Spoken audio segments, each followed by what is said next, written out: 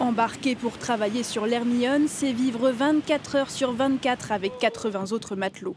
Sur le pont, mais aussi dans les entrailles du bateau, une vraie vie en communauté. C'est vrai que c'est très resserré, il n'y a pas beaucoup de place pour chacun.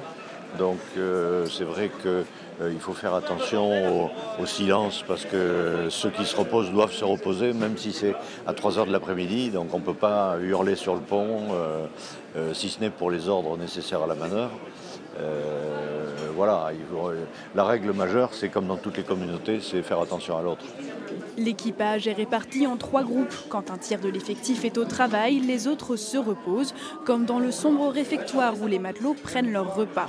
À 18 ans, Elisa est la plus jeune gabière. Elle a réalisé sa première transatlantique. On apprend aussi à grandir et à vivre aussi en communauté dans un petit bateau. Enfin, il est grand, mais en même temps, on est souvent tous ensemble. On n'a jamais de temps où on peut se reposer tranquillement sans avoir une personne à côté qui ronfle ou autre. Mais on s'y habitue et ça ne dérange plus.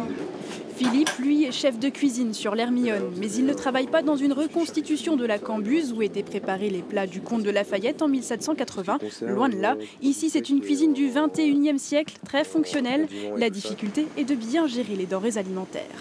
Quand on part en mer longtemps, en fait, on commande d'abord des fruits frais et des légumes frais au départ.